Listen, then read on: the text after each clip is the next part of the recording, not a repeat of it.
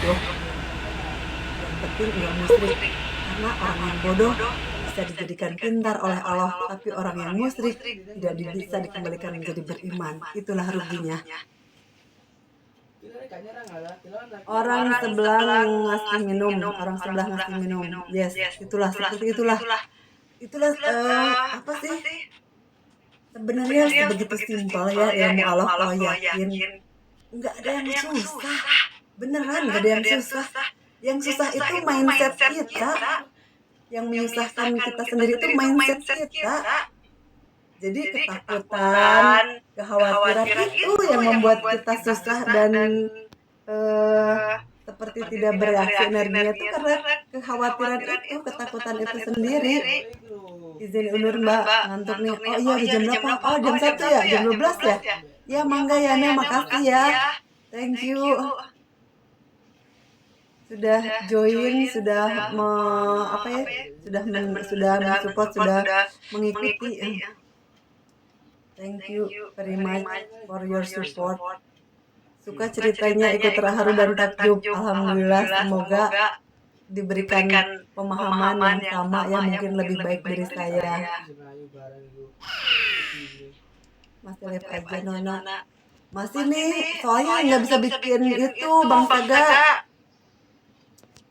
Nggak bisa bikin VT sekarang, jadi kayaknya pasti sekarang lebih banyak live loh.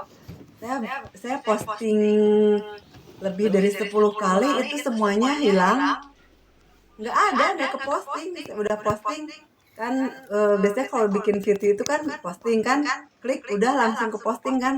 Ini sih kan udah diposting itu langsung nggak ke posting, terus tiba-tiba lari ke draft. Kok jadi masuk ke draft, diposting ulang, hilang lagi. Disuruh mengkonfirmasi dulu data, tetapi ketika saya masukkan data nggak masuk. Ini salah satu cara Tuhan untuk saya berhenti membuat PT. Jadi seperti itulah, teguran Allah itu banyak ya. Kayak kalau saya nggak boleh, misalkan begini, ada orang yang ngasih minuman, terus minuman itu sebenarnya beracun misalkan nih. Terus tiba-tiba ketika saya minum, saya kesenggol, akhirnya tumpahnya air minumnya jatuh semua.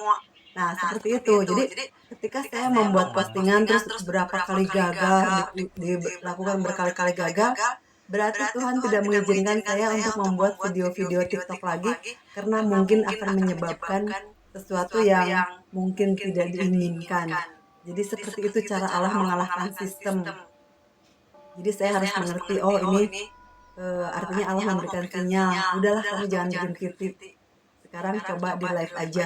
Karena kalau live itu, kalau udah live ya udah, orang nggak akan bisa cari lagi si orang ini ngomong apa, kecuali dia membuat screen video, membuat rekaman sendiri, baru dia bisa. Tapi kalau VT sampai kapanpun selama enggak saya hapus, orang bisa semuanya bisa ngecek kan.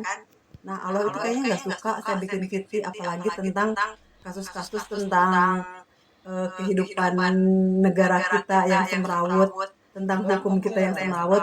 Allah mungkin ngasih tahu, sudahlah cari aman, karena artinya kesejahteraan kamu, keamanan kamu tidak dilindungi oleh pemerintah, tapi Allah bisa melindungi kamu. Jadi sudahlah, cukuplah, kamu tidak usah lagi mengungkit-ungkit sesuatu tentang itu gitu. Jadi seolah-olah ada insting, ada sinyal bahwa kamu harus berhenti membuat VT, udah live aja. Mungkin begitu ya.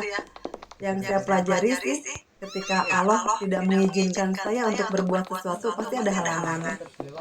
Begitu sih, saya mengasumsikannya begitu. Karena dalam kehidupan selama puluhan tahun juga saya mengambil kesimpulan, ketika Tuhan tidak mengizinkan, itu pasti ada aja halangannya. Tetapi ketika Allah mengizinkan, apapun halangan itu akan hilang, tiba-tiba lancar. Itulah, seperti itulah. Inama amruhu idza arada syai'an ayyaqula lahu kun fayakun. Itu seperti itu. Ketika nggak boleh, semuanya tertutup. Ketika dibolehin, semuanya terbuka. Bahkan ada orang yang menghalangi pun celaka yang menghalanginya. Begitu. Jadi simpel lah intinya. Jadi kalau misalnya saya sekarang udah nggak bisa bikin VT, it's okay, no problem. Jadi makanya sekarang pasti dibanyakin live karena nggak bisa bikin feed. Kalau itu ada di diri kita sendiri karena kita yang menyatu dengan dia di dalam ada dia. Kan memang ruh itu kan dari Allah. Hati itu dari Allah. Mau nggak mau ya kita ada unsur Allah lah. Iya, kalau kalau di Kristen mungkin Ruhul Kudus, padahal Ruhul Kudus itu ada di Al-Quran. Artinya ruh yang suci itu kan dari Tuhan. Jadi ruh itu suci, yang mengotori itu nafsu. Jadi sedulur papat kelima panjer. Nah yang si kelimanya itu sebenarnya jati diri kita.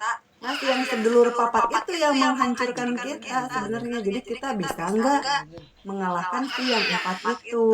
Kalau yang empat itu si nafsu-nafsu itu udah kalah oleh kita, maka ya kita udah cuma satu jati diri kita yang sebenarnya.